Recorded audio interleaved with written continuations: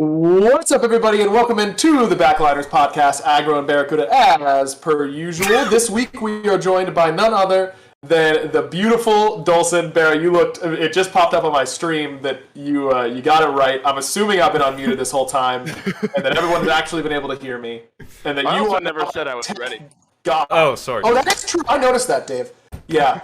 Also, if I could give a little criticism here, Barra, there's a little black bar on my camera, Bro. that shows that I'm not quite fully in the I was way overlay, more concerned about Dulcin than you, I'll be honest. I just having to fit the boxes inside, and it was complicated. I'm sorry.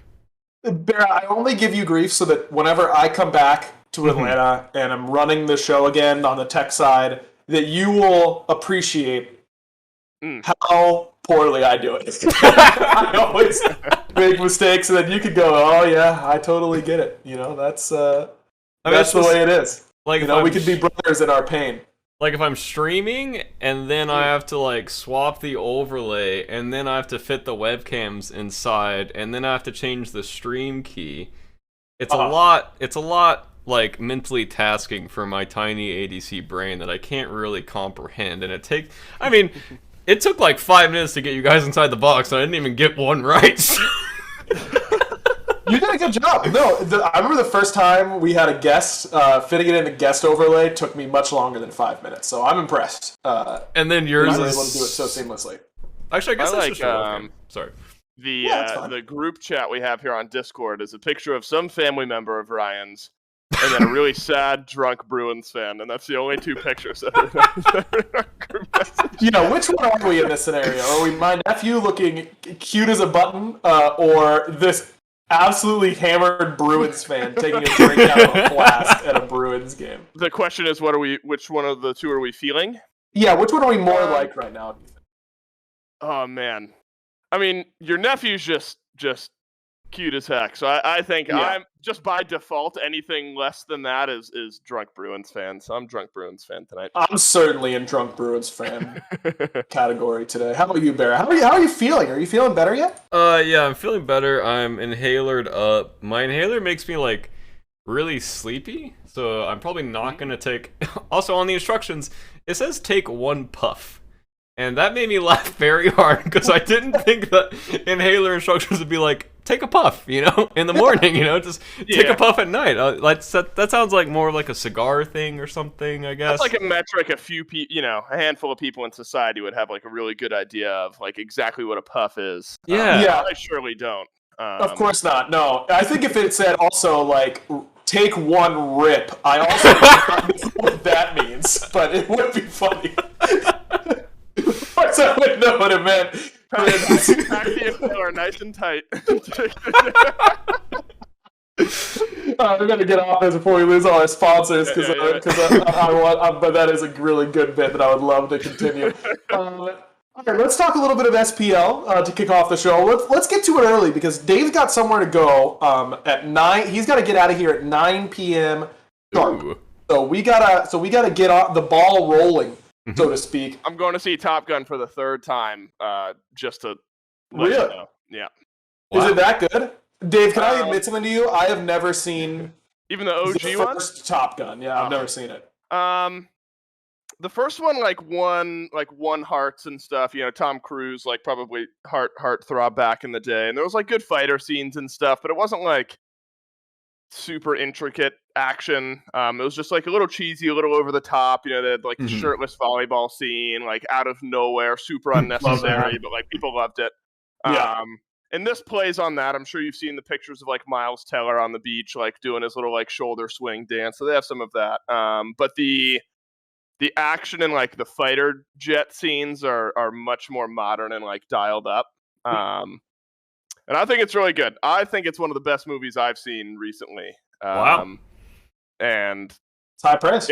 If there's a Navy recruiter booth outside the theater, all bets are off. Yeah, that would be a really good predatory way to get people to sign up for the military. Am I right, fellas? You can do what you just saw.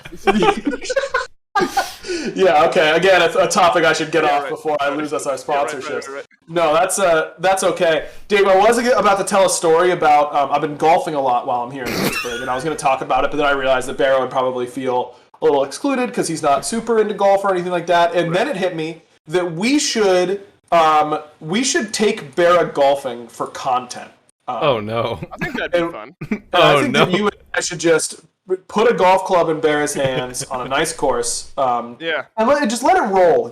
See what happens. Do you think so? It's either he's Neil Ma, who's like super unassuming and then rips the ball 300 yards. Neil's an athletic beast for sure.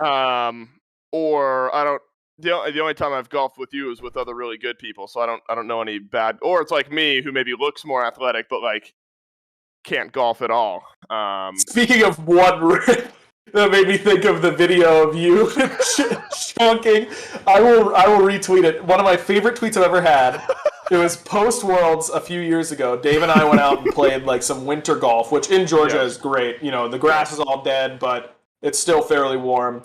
Right. Dave, I'm taking a video of Dave absolutely just hitting the chunkiest iron of all time. It goes like 25 yards, and Dave throws his iron like a javelin, and then he has we were of course enjoying some Black and Milds as you do on the golf course, and Dave just takes this massive drag from this Black and Mild after yeeting his golf club in the middle of the fairway, and it's one of the funniest videos I've ever taken, and I really gotta repost it. Both the shirt and the club were too small for me, so it really adds to the like I'm bent. Yeah, he's all using the way these over, and I'm, old like, irons, and they're like.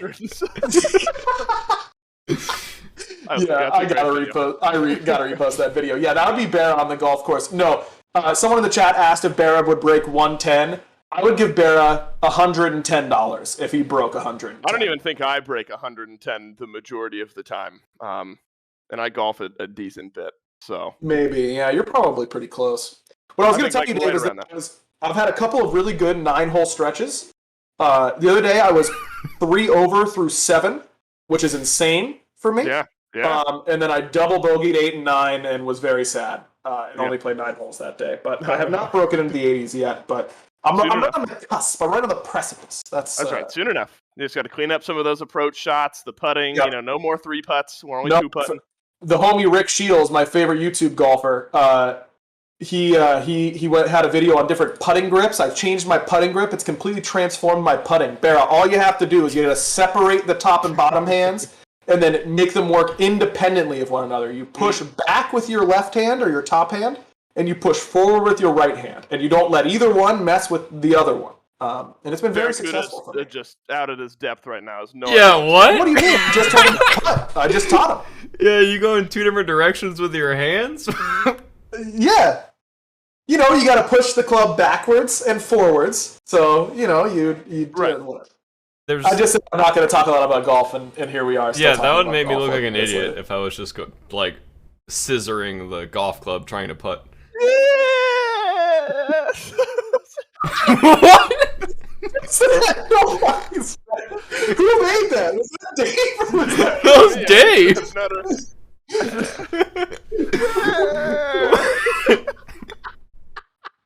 Well, that's the motion. You're saying you're going in 2 different directions. Yeah, that's more or less, I guess. That would be it. You just take a puff of your inhaler and scissor the club. And then you're tired, you're getting a little sleepy, and then you go. I think you would be good. I think you would be good at. So certain people are just like funny to watch approach things, and the way that they approach them. Mm-hmm. I think that I would really enjoy a series where you just try doing different things that you've never really done before, and I just watch it happen. Yep. I don't know what that is. You don't Try Guys? Try Guys on YouTube, yeah. Oh. They just try stuff? Yeah, they just try stuff. They've done literally everything in the world. So so they're not making any more videos then, you're telling me. Well, they do drunk trivia and stuff, which is really funny to watch. But I mean, I guess I haven't tried everything in the world, but they've tried a lot of stuff. But I would highly recommend some Try Guys YouTube videos if you have not watched them yet. All right, well, only if you're on it, because I'm going to watch you try and play golf without knowing what's going on. As long as you don't cast me, then I'm down. Sure. I'm washed. Bear. I can't cast anything. Okay, this guy, bro, this guy. I don't got it anymore, man. I'm not that guy anymore. You are that Smite. We were, dude. For the record, I tried to get us on Smite Talk at 8:05. That was really good. Okay, that was really good. I tried. Okay, you didn't try. Yeah, that's what I was gonna say.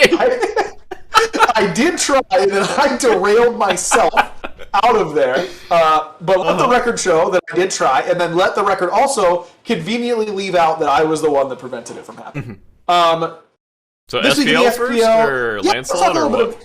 Yeah, SPL first. Let's talk SPL first. I did not get a chance to watch a whole lot. You know, it being where I grew up and visiting a lot of family and all that kind of stuff has kept me pretty busy on the weekends in particular. So I haven't gotten a chance to watch a whole lot. But Barry, I'm seeing a pretty big week for you guys. 2-1 over the Jade Dragons, then 2-0 over the Oni Warriors, who 2-0'd the Titans, who we said were pretty far and away the best team after week 1. Yeah. Let's talk about the Bolts. What went well for you guys this week? So I was feeling like absolute garbage when I played the Dragons, and my team basically just put me in the little backpack where no sicknesses can get to me, and hard carried me, thankfully, on those games. And I think game 1 I was Chernobog, and I want to say I had a pretty good performance on Chernobog. And then game 2 and 3, I was on Jingwei into Picat's Uller, and Picat took me up and down that lane and decimated me, needless to say. And I was not playing well into it at all. I was just getting axed and getting poked and getting my purples pressured, and yeah, in game 2 we didn't have enough pressure, I think, and then going into game 3, I wanted to swap around our draft. And I think game 3 was the game that we picked Hell. And I said, play with Vin about 900 times that game. And I just wanted to make sure we were, playing with our Hell, which sometimes we struggle with, and just playing, as a team. And because Hell is a pretty, it's just, relatively new pick for us. I don't think we have much experience with it as a team, Vin has a lot of experience with it, but you have to play team fights so differently. And I just really wanted to iron down comms that game if my individual performance wasn't going to be great, because I was literally staring at my screen. I didn't really know what was happening. There were just people in front of me and I was shooting people sometimes, and yeah. And then for our Warriors set, I was feeling okay that day, and I had much better individual performance, much better team performance, comm performance, kind of everything. And I'm definitely on the up and up sickness wise, thankfully. Still a little sick here and there. I've been coughing a fair bit today. Yeah, really good performance by us against both teams. Freya pick for you here in the second game of the Warrior set, and then saw some buffs, so not too surprised to see her get played. Dave, did you cast either of these Bolt sets? I think time is a flat circle, man. Right. Yes, it is. I think I casted Bolt's Drags. I can tell you in just a moment. Bolt's, he's on it. What's today? Today's the 21st. That was the 17th. I casted Bolt's Warriors. That's right. I casted Bolt's Warriors. I was on desk for Dragons Bolts. I do want to say I have a vested interest in the Bolts this phase. Of course, I always do. But I have Lasbra and Ven on my Caster Fantasy team this phase. Okay. So it's actually that Dragon's Bolt set was best case scenario for me, where Laz and Ven were really, really popping off, and game 3 in particular, a nice 8-3-9 for Laz, and a nice 5-2-14 for Ven. Was really nice for me in my fantasy team. So if that could continue, Barra, that'd be fantastic. Just play through those two. You just want me to be sick, or what are you asking? No, not so much the sickness. Just let them get all of the points. And that'd be sweet for me. Whenever my mid jungler are playing this well, it's pretty easy for me to sit back, put my feet up, relax, eat a few axes here and there. don't really have to do too much, you know, just get to the mid game and not be too far behind. And I did. Also, I haven't really been playing much ranked like before this past weekend, and I tried like 4 different builds this weekend. I tried like Xe first. I tried, I think I tried Ickable first, and I'm just trying to figure out what actually feels good in ADC right now, because a lot of people are liking Ickable, and they like it for like the boxing and clearing and laning phase. And sometimes you transition into mid game with that build, and you are hitting tanks for literally 80. And you are just not loving life. And I tried like Devos a game, and that felt really good actually. Absolutely loved the. I would think I went Devos into crit on Jing, like Devos, Xe, Wind Demon, Deathbringer. That felt really good. Yeah, this I see a couple different builds here. 3 different ADC builds out of your 4 games that you played a traditional hunter. Definitely not liking the look of this Xe Rush build. This just looks not good on paper. Like, not even on paper. Just the order that the items hit my eye. I'm not really liking a whole lot. It's like a painting that is not eliciting a good reaction from my soul right away. What's the order of the items that game? It is Death's Embrace, so you started Death's Toll, Executioner, Aussie, Chin Size, Wind Demon, Deathbringer. Oh yeah, I'm not sure what I was sipping that game. That's the old shred. You didn't take an extra puff out of the inhaler. No, I did not, unfortunately. I remember thinking in that game, I was like, I want some % health damage, and I was like, I need some lifesteal when they're diving me, and then, yeah, I don't really know what happened in that game. But it didn't feel that bad, surprisingly, because... Yeah, I mean, once you get to these 6 items... Good, right? Like, it doesn't matter the order that you built them. It's just 6 good items. But yeah, this power curve seems very wonky to me. Like, there's no way you feel strong with Xe Aussie as your first 2. I mean, it's against other squishies, like, I feel like that doesn't provide what you're really looking for against squishies. Against tanks, like, your 2-item power spike probably feels okay. But against squishies, that's probably not feeling very good at all. Yeah, it's really weird because, like, in that same point, if you go Ickable Aussie and then the Soul Lander's rotating over with Sov Glad Shield, you are doing nothing. You're worthless. You're worthless. And then you still have to curve out your pin and your crit. So if you go, like, Ickable Aussie, Wind Demon, Deathbringer, your penetration's really low going into, like, late game, because then at that point you're getting your starter, and then your big penetration's delayed to, like, last item, and Spinner likes to go like no lifesteal sometimes. Like, he'll just go like Xe, Wind Demon, Deathbringer. Like, he'll literally just like get to the mid game as fast as possible with Death's Embrace. Yeah. As his lifesteal. Yep. Yeah, that makes sense to me. And he just assumes that like he won't take that much damage in the laning phase.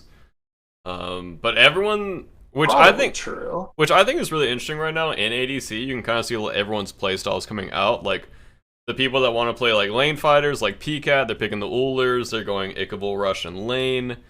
They're just playing like Hui as well, just playing like as aggressive as possible.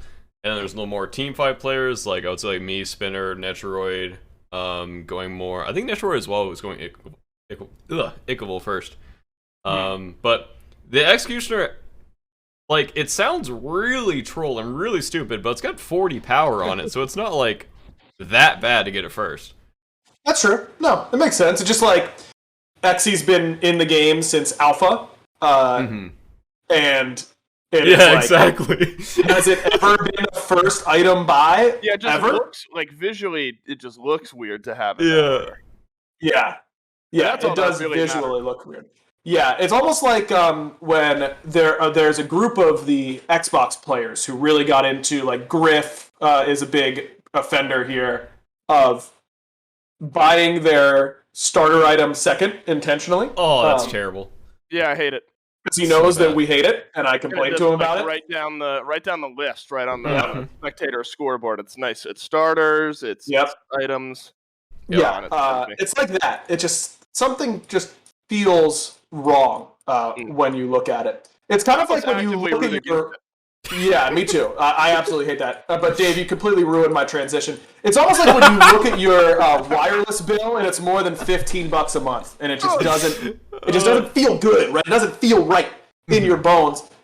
But just like buying XE early, it doesn't need to be that way. You could buy the XE a little bit later, and you could switch to Mint Mobile if you want your wireless bill to be $15 a month. And you must be thinking, Aggro, you moron. There's no way that you're getting premium wireless service for $15 a month. I'm going to have to use an old flip phone in order to get that type of service for that price. And that's where you're wrong, bucko, because you can keep your same phone with all of your existing contacts, and you get the nation's largest 5G network through Mint Mobile. Of course, that's where you got to go in order to do it. Tell the good listeners of our podcast how good Mint Mobile is as a proud Mint Mobile user. We swapped over a while back, I want to say in November or December, and we have saved so much money. Destiny especially, because, me and Agri, we got the hookup. But of course. Destiny, still saving a ton of money, paying like as Agri said, like $15 a month. And I think I said this like last week, but I'm a huge penny pincher, so any way I can save money at all, ever, I'm going to do. And their service is amazing. Everything's amazing. I absolutely love Mint Mobile. We love Mint Mobile around here. They do their low prices because they cut out the cost of retail. They don't have any retail stores. They just pass those savings directly on to you. So in order to get those savings delivered directly to your door, again, for just $15 a month for this wireless plan, you go to mintmobile.com/backliners. That's mintmobile.com/backliners. Cut your wireless bill to $15 a month at mintmobile.com/backliners. Okay, let's. I do want to. You were talking about Spinner a little bit there. I do want to talk about the Titans. I mean, we came in or out of last week talking about how the Titans might look like the uncontested number one team. They go 1-1, 2-2 in their overall games on the weekend. They lose 2-0 to the Oni Warriors, and then on Sunday they beat the Valkyries 2-0. But the Valkyries aren't looking like they're playing their absolute best Smite right now. So I think the bigger story is certainly the Warriors winning. Was this a case of the Warriors winning or the Titans losing a little bit more so? I think it was a mix of both. I know in the interview Sot had on Sunday after they beat Valks, he said that they were just a little bit tired that day. I mean, obviously that's not an excuse, but he just said they were like low energy and not really like paying much attention. They were just kind of like going through the motions. But Warriors played insanely well. Like, I was pretty, not like nervous, but like I was expecting a really hard match on Sunday when we played them. Like, they looked so clean against Titans. They were hard pressuring the map. They were winning like every 3v3 in mid. Like, all of their players were having standout performances. And then they just kind of like Titans just kind of dropped the ball. And then they definitely picked it up on Sunday. And I think also, I think we have a pretty good matchup into Warriors. I feel like we know like exactly what they're going to do on the map macro-wise and how they want to play the game. And I mean, it's kind of just like the opposite of Dragons. I feel like Dragons are kind of like random on the map a fair bit sometimes, and that catches us off guard. But Warriors are much more, I don't want to say like predictable as in like they're easy to read like as a team in general, but I feel like they have a very standard way of playing the game. Yeah. And macro-wise, I feel like we just have like the upper hand on them. Also, what? Sorry, go ahead. Sorry, I was looking at the stats for this Titans Valk set. Paul was 2-0-10 on Yu Huang in a game that was 15-15 in kills. Paul did 48,000 damage as Yu Huang. That was Paul's like MO this weekend on Yu Huang. It really felt like in both of those games, like kind of chilled and just poured out damage and got a lot of assists and hung out way in the back line and just shredded health bars. Well, the rest of the squad kind of double dove in. That Valk set was entertaining to watch from a dive frontline initiation perspective. Sot brought out the Robin solo back-to-back games, and it looked near unkillable. Bro. Aggro, did you see that? He was literally... He was standing in Merlin 2s on purpose. Like, he was just standing... Crazy. I kept expecting him to laugh in cams, and he was just like dead face. It's like staring, sitting in damage, and he would just walk up to a Phoenix and tank auto attacks and just like straight face, just like not care. Like I was like, he's absolutely loving this. I believe game one mitigated got to, what? Yeah, he did 96k mitigated in game 2. In 33 minutes, he mitigated 96,000 damage. Is that correct?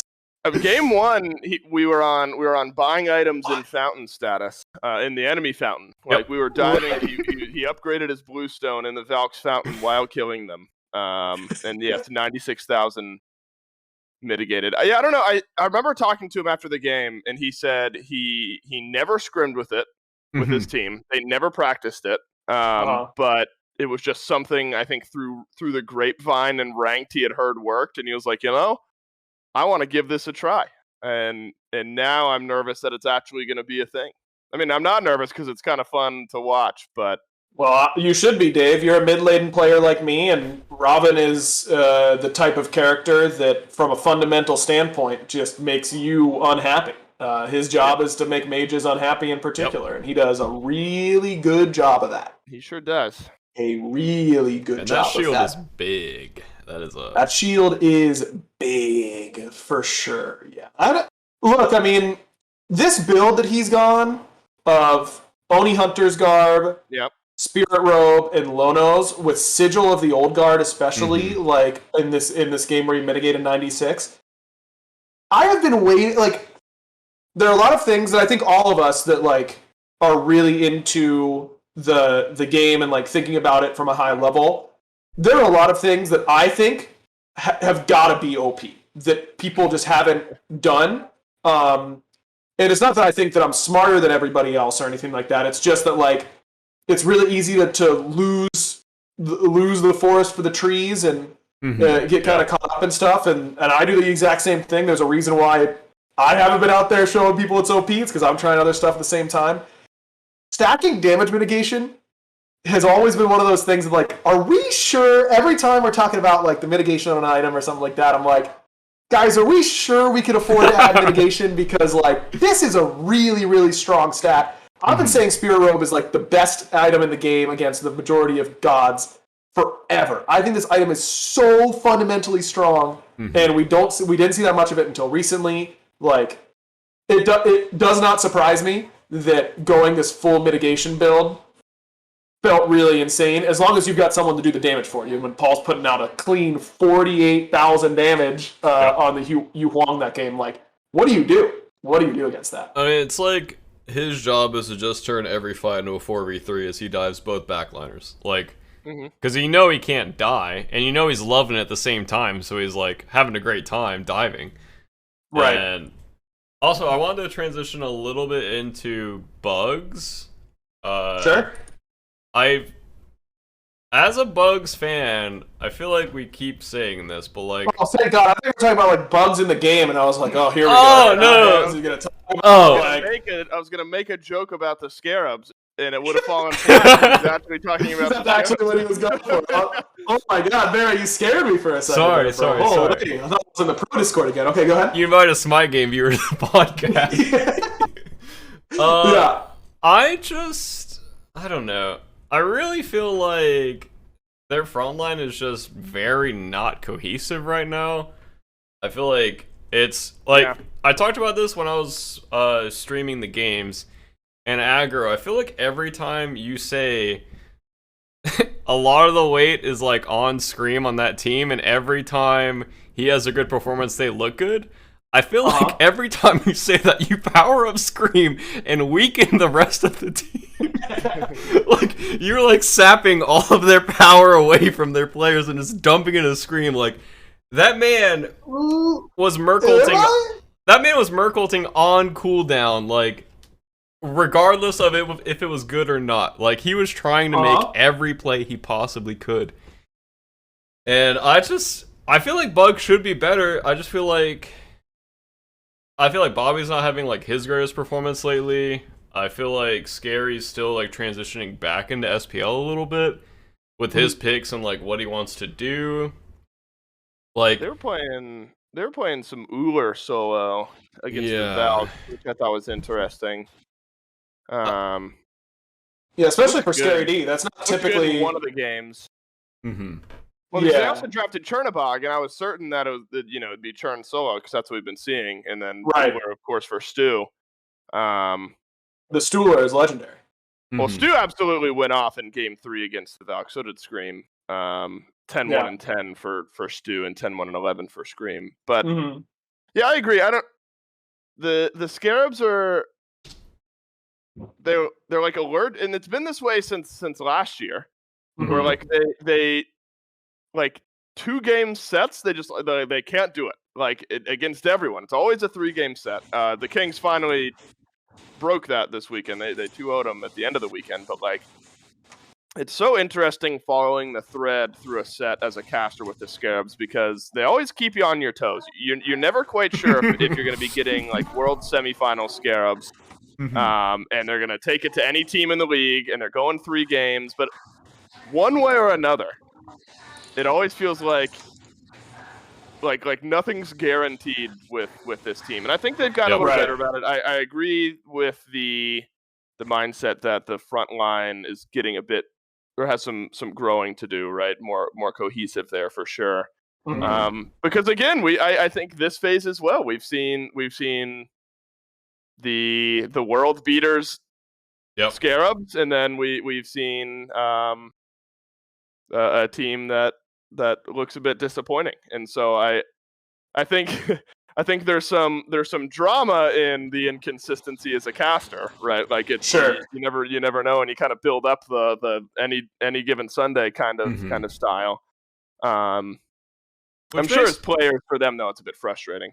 It probably makes it exciting as a Scarabs fan. I mean, if you are a Scarabs fan, to like, oh yeah, what Scarabs am I getting this weekend? But then you probably are like, okay, I just want like consistency now, like right, and yeah. I kind of feel that way about Valks. I was gonna ask you guys your opinions of them. Like, what do you think that now is the time that they should be looking better, or do you think that they still have a few more weeks of like leeway? Like, oh yeah, they'll get better eventually, you know, like. Yeah, I remember when on the Valkyrie set this weekend, I had Trelly on the desk with me, and I effectively brought that up. I was like, look, like phase 1, we said yes, it's gonna be transitional period, like they hope to look good, but like in all reality, it's a new life for most of these players, even outside of the game of Smite. You know, you're living in a new place. And so with me personally, I think the Valks have a bit more leeway with me. I'm not ready to move on just yet from they're getting used to the SPL and all of that, because I do think that's a thing. That said, there's a bit of nuance to it. I'm not ready to totally put the newness to the SPL and all of that by the wayside yet. You know, they still have some leeway with me there, but I do think that I would have liked to see them look a bit more competitive by now at the same time. You know, like I think it's kind of a 2-part thing where like I absolutely give them a bit more time to get up and running. But the SCC squad pokes through every once in a while. So I think getting that sort of out of the system a bit more consistently is where they can grow now moving forward. So that's my take is I'm not ready to toss it out yet, but you would hope to see a bit more consistency over the next. You know, we got another month and a half of this phase, you know, and so once you're starting to get to the end of phase 2, into phase 3, getting closer to Worlds, like that's time. Okay. Yeah, I don't know. For me, maybe it's because my allergies are bad, and so my brain fog is like usually pretty bad whenever that happens. I lose my airflow in my brain, and I swear my thinking goes with it. So look, I mean, if the Valkyries are aiming to win Worlds this year, then yeah, it is beyond time to hit the panic button. Right. But that being said, I think realistic expectations for the Valkyries team is not for them to win Worlds this year, and that is okay. I don't think that means that they don't care as much as the other teams or aren't trying as hard or anything like that. I'm sure their goal should still be to win Worlds, but that's not right. It's I mean, you tell yourself, yes, we are trying to win Worlds this year, but in reality, I don't think that's a realistic goal for them to shoot for with how little SPL experience they've had, what we've seen from them so far. Nothing has indicated that they are going to be ready for that type of challenge right now. What I will say is that the Valkyries have certainly looked fairly, and I will full on admit ahead of time that I have not had a chance to watch much SPL these last 2 weeks in particular. So Phase 2 I haven't had a whole lot of chance to watch. I do not think I've seen a single minute of Valkyrie's gameplay quite yet here in Phase 2, which I do intend to remedy. But from what I'm looking at in these post-game stats, what I'm comparing to what they picked and banned in Phase 1 and at playoffs and that kind of stuff, these do not look like encouraging signs to me quite yet, because they aren't losing that many close games. When they lose very hard. And typically, in my experience in watching the SPL for years, what happens with these teams is that they either blow out teams or they get blown out. There's very little in between. And that's kind of where the Valkyries are right now. And then you learn to lose games only by a little bit instead of by a lot. You still only win by blowing opponents out, but you won't get blown out quite as much, and you'll lose close games that come down to 1 or 2 decisions. And then you start to win close games that come down to 1 or 2 decisions. The fact that we are in the end of June, and we're still not in the lose a whole lot of close games scenario. It's not that you aren't losing any close games. The second game against the Titans, it looks pretty close in the kill column. I mean, this is the game that had 1 million damage and damage mitigated, so they were certainly fighting a lot. But that's not what the stats are telling me right now. Maybe my eye test would be a little bit different. That's typically what I have relied on a lot throughout my career. But it was developmentally, it was very dominant. Yeah, fair enough. I mean, developmentally, it does seem. I was hoping to see a little bit more based on what we saw at the very beginning of the year. But I really don't think, like, when I look at this team, obviously the Elder Chowns and the SEC look very, very strong and could absolutely contend for this spot, but the Valkyries beat them at the LAN. And who is their easy replacement here? I really don't see one. Like, to your I think point, that people... Sorry, Dave, go ahead. No, I literally cut you off. Well, that's okay, but I'm used to it. Yeah, go for it. To your point, I very much agree, and that's why I agree with sort of a longer-term plan for this squad potentially, because I still think that, say we do the run back and we do an SEC SPO qualifier tournament again, if their current pace hold, I mean, this is all speculation. I don't know how we're going to be doing things in Season 10. If they were put into that type of situation again, I would have confidence in them re-qualifying to the SPL over contender teams. Again, without knowing what types of combination of players would form on some of those other teams vying for SPL spots, but I would still favor the Valks. So I don't mind a longer term plan for this squad.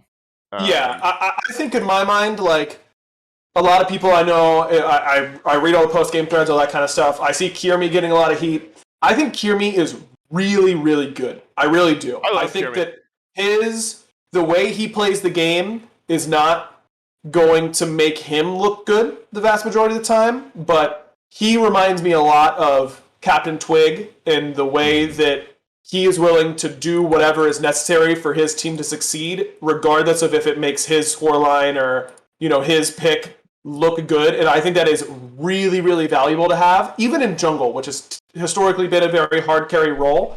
I think Twig has proven that you can play that style and be one of the best players in the league and one of the most valuable players in the league. So I'm a Kiermi believer personally. I've been fairly critical of Wowie in the past. He hasn't made me think that he's one of the best ADCs in the SPL, but he also hasn't looked out of place. Gamma, I think all supports are kind of struggling right now with the meta, and Gamma in particular has always been known as this aggressive support, and that is not a particularly successful archetype right now. So I don't think that he's struggling any more than Inbound, who's kind of going through the same growing pains. So I really don't think there's a problem there. Benny is gonna Benny, like he's gonna have some some big stinkers, and he's gonna have some unbelievable performances. So, and Aqua has always looked very consistent to me. That guy's not gonna lose you any games. So, it's tough. Like this is a team that's been together for a good amount of time. I don't think it's necessarily team synergy, but I would be in a very long answer to your question you asked a long time ago. I would be mildly concerned, yes, about where the Valkyries are in comparison to where I thought they'd be. They are behind schedule, by my opinion. But it is not a situation like the Warriors, where we talked a lot about how they cannot afford to be behind schedule because that is a team that should have World Championship aspirations. The Valkyries just should not. And the Scarabs, we've had this conversation about them all year, right? About what decisions they should make. We've been having that same discussion under the premise that they do have World Championship aspirations because of their finish last year. And maybe it is time for us to take a step back and go, that shouldn't be their aim. Their aim should be to just improve and set themselves up for a better run in the long term. I don't think that's what they want to do based on hearing all of their content. They don't seem to be happy with that type of thing, which is good by my estimation. But as I've said this whole time, if the Scarabs' goal is to win Worlds this year, they are way off course. Like they aren't even on the same continent to me right now. I was talking about this with when I was spectating the games. I think after we beat Warriors, talking about Valks. And I feel like Valks are just too many, like, team players on their team. I feel like everyone on there, outside of Benny probably, is just... They remind me of, like, Season 6 SSG with the way that they play the game. And I feel like they just don't have, like, win cons. Like, they're just kind of there playing the game, and they just kind of hope it goes well. That's a good point.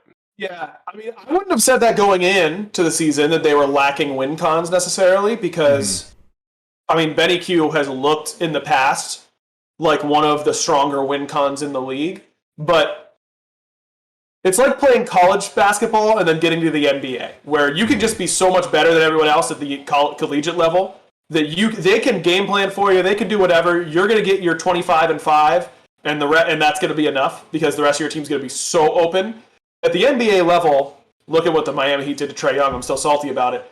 One dude is not going to be enough to hard carry you. Teams are going to be able to neutralize that person the vast majority of the times. Also, real quick, I wanted to bring up that I think Pagon and Benny are very similar in the way they want to play the game, and I think Dragons with PBM and Sam facilitate Benny so much better than, facilitate Pagon so much better than Gamma and Kirmi can. I just feel like they don't have the experience yet to kind of that's a really big point. But here's a key point in that, and you said it really well, that I agree with you, that I don't think the Valkyries have enough win conditions. I was just saying I think Wowie has not looked out of place, and I mean that. But how many role player ADCs are in the league? I would say me, Netrioid, Spinner to a degree. I think Zap as well is a pretty big role player. I would say Picat's definitely a hard carry, and I would say Vote's a role player as well. Do you think... I don't know if I would say that many, though. I think Zap's a really good example of a guy who is going to play a role player role in ADC, but we've seen what he brings to the team outside of the actual on the field play. Netrioid, I can maybe see they had played a lot of games last year where I thought Netrioid was their primary win condition. the Kings just do a really good job of playing through different people. I was talking about like laning phase plays. Oh, sure, yeah. Yeah, I think I mean, like with the way that teams try and facilitate, like how a team wants to play philosophically, right? Like I've been on record a long time saying you need. I think the most successful teams at anything in any sport or esport have a team identity that they could put as a headline or a tagline on their team as to if we are doing everything right, this is how our game looks. Mm-hmm. Flexibility is certainly important and all that kind of stuff, but how many teams don't include their ADC in the vast majority of their winning game plans, right? Not that I don't know how to say this the right way. I think you guys are understanding my point. Yeah. Oh yeah, you're not wrong. You need your ADC to be in your top 3 win conditions, right? Especially in this meta. It is not. I do not mean this to insult Wowie as a player, but this is just the analysis that I see. I do not think that Wowie is that type of player. I think that he's not going to lose you games. He's your Andy Dalton. He's going to be doing his thing. I don't think he's a bad player. But I don't think that style is what is best in ADC right now in the SPL. Like, look at what Stu does for the Scarabs, how many games and they play through him. The game plan is clearly facilitate Stu and get Stu ahead and win the game. Bear, I think that it's not quite as explicit as that sometimes for you guys, but I think there are plenty of times where you and Ven do a very good job of playing support to each other, depending on what gods you're playing. I think that's a huge strength of your team.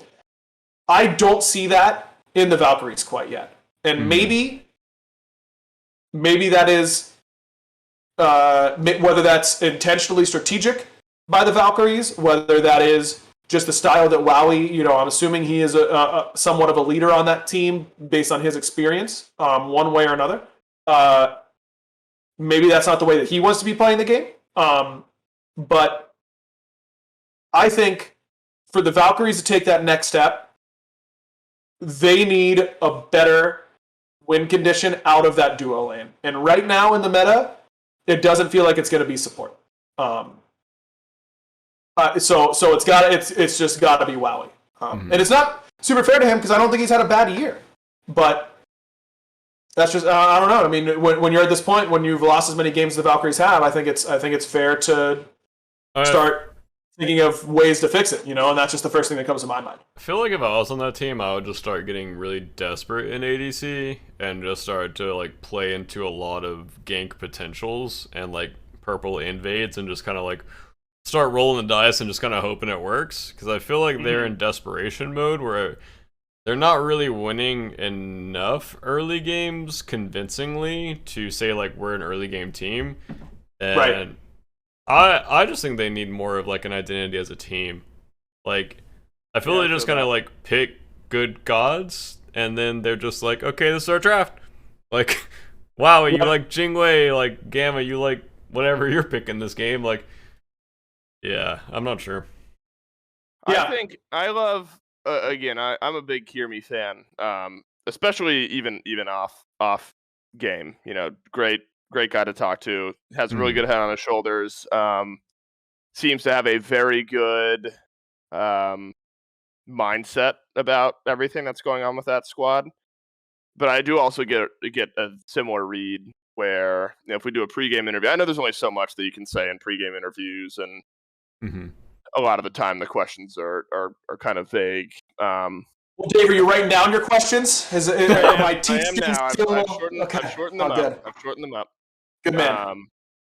I think I asked Hear Me prior to, or somebody asked Hear Me prior to one of their sets this weekend about their game plan to like what are you gonna do to try to slow down whoever they were playing. Oh yeah, it was layers, right? They want to control layers.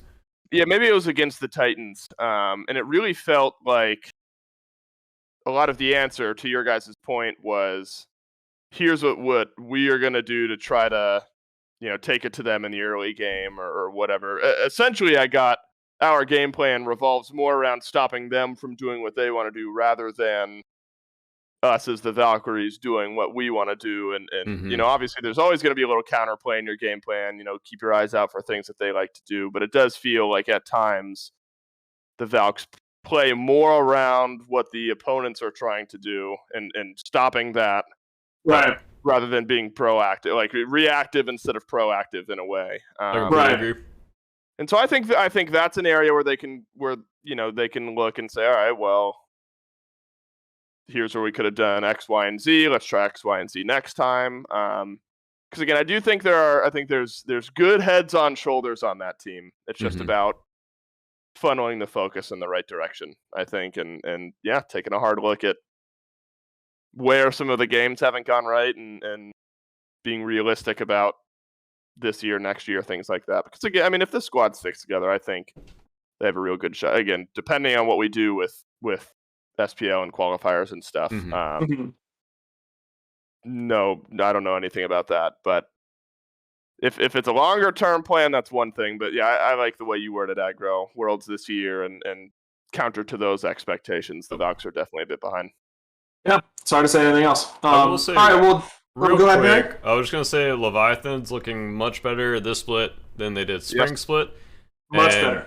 Kings are still kind of perfecting their macro. Well, not like they're working on their macro, but their macro is just so clean. Anyways, you can go. Yeah, they crushed the Scarabs this week. Only one game this week for the Kings, though. All right, well, since Dave has his hard cutoff at 9, we gotta get.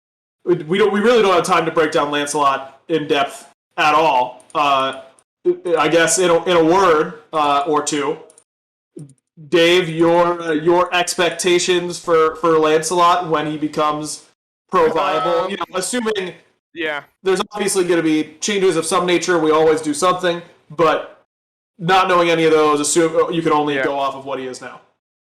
I gotta be honest, it's gonna be a super non-committal answer because I've heard a lot about. That's Hindu Man's one teaching in you right there. Yeah, right, absolutely. Well, especially even like during our play tests and stuff we've seen, and I know that's not comparable at all to SPL, especially not when I'm in those games. But unless you're on Ganesh. I have heard, yeah, right, unless I'm on Ganesh, and I'm stealing everything. I've heard even in like PTS and actual pro players getting their hands on the character, I have heard broken, I have heard underwhelming, I have heard difficult to play around,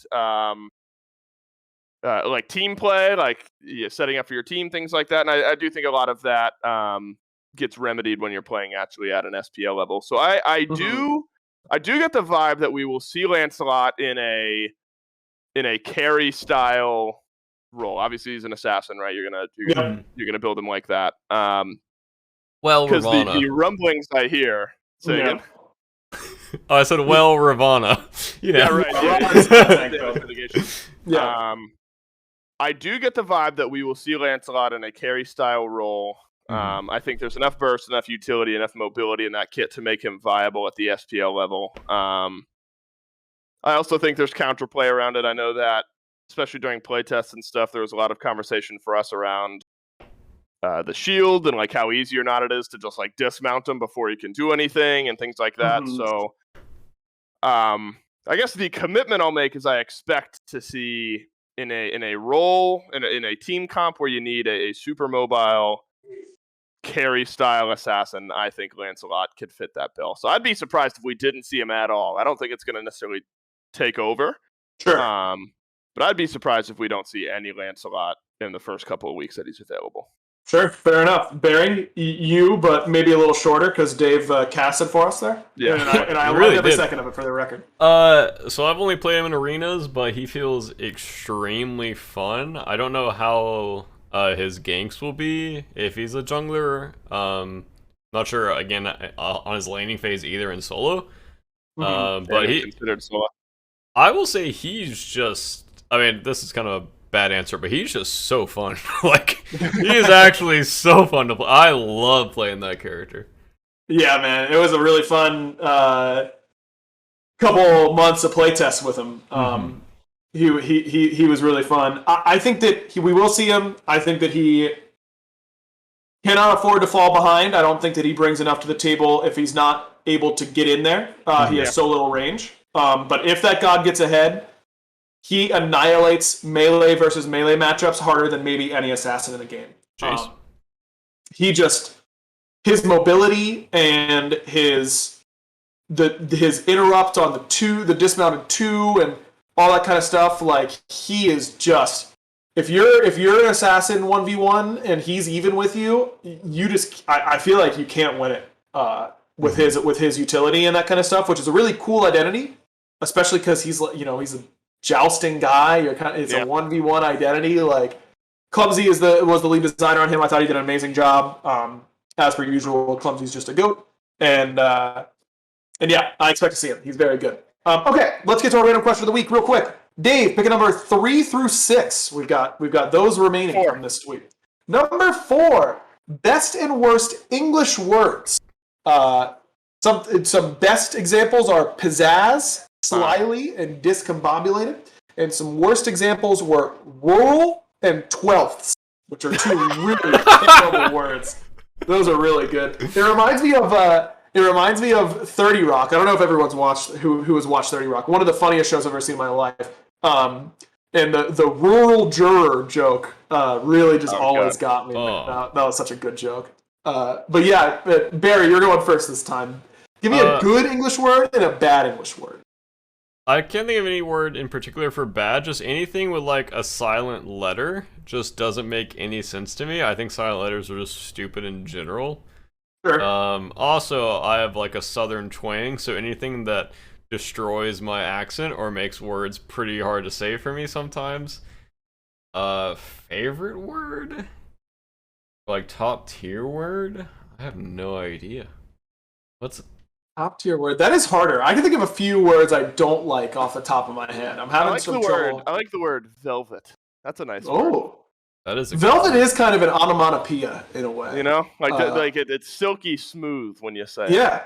Yeah. It invokes the meaning of the word when you say it. Which is really good. Mm-hmm. That's a good one. I feel like I'm not smart enough to think of a good word. Fair enough.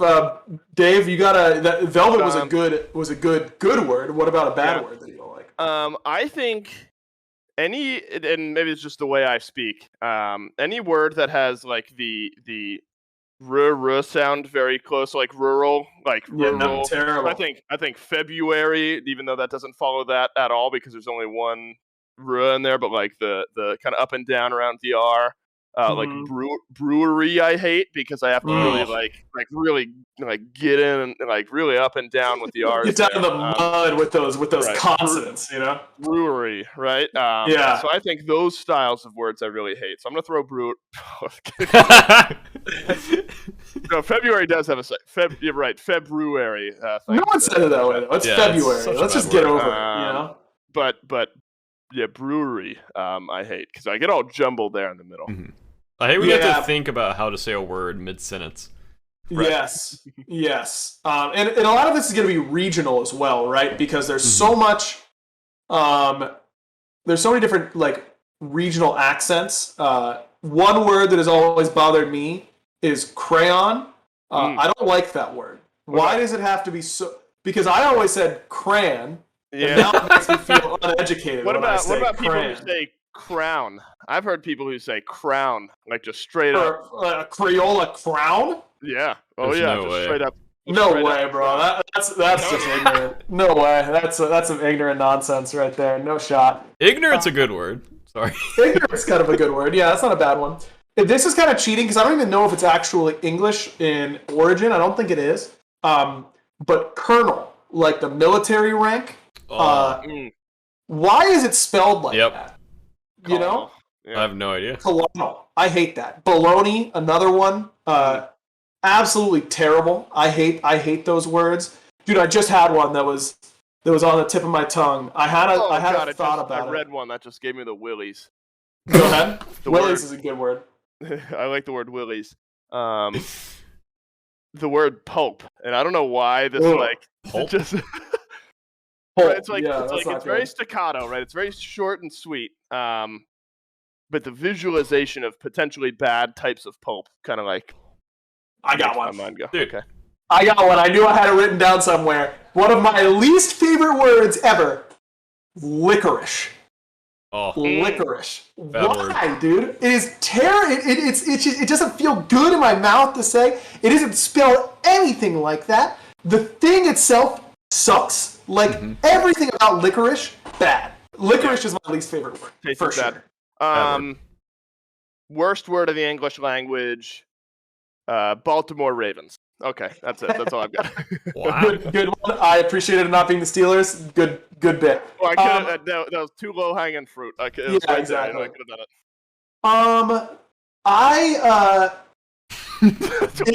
My favorite word, layers is in the chat. I've got a good favorite word. I really like any onomatopoeia, anything that elicits the feeling and the meaning of the word with how it's said is really good. I really like the word dunk. I think dunk is just a good. It is punchy. It elicits a good reaction. You could say it a lot of different ways. Dunk is just a good word. I like the word dunk. It isn't as Red Buff Bandit, who is the one who sent us this question. His examples, pizzazz, slyly, discombobulated. They aren't as punchy. They're just more fun to say. But yeah, I think dunk is really good. I like that. Dunk. One. That's a good shout. Francisco, that's fun to say. I think, is that the quote from Anchorman? I don't know. I don't know. San Francisco. Yeah, something along those lines. Dave, you're going to be late to your showing of Top Gun, so we got to get you out of here. Thanks everyone for listening and watching or whatever for the Backliners podcast this week. Make sure you head on over to mintmobile.com/backliners. That is our sponsor for this week's episode. Best way to support the show is to... And to save money. Yeah, and to save money, and to have good wireless service. But mintmobile.com are the homies. Best way to support the show is by hooking it up with our sponsors, and Mint Mobile is our sponsor for this week. We will be back next week with another wonderful episode of the Backliners. Fellas, mid-season patch is around the corner. I know, because I've been losing my mind working on it. I can't wait to show it to all you guys. We're going to have a big episode whenever those patch notes come out. But that isn't until July 6th that those patch notes happen. So we'll see you then. Thanks everyone for watching. Dave, thanks for coming on. Follow me. Twitter.com/Dolson Live. I think that's your Twitter. If I didn't, that's me. Yeah, nice. I got it. I'm so good at this. We'll see you guys next time. Barra, you know what to do. Bye. Clean, Barry. Clean. That was so good. Did you remember to do the closing screen this time? Yeah. Oh, you did. Closing screen's up. Mike's still hot, Right, as we do. This is what we do on the show, is that we leave the mics hot until someone's about to say something bad, and then you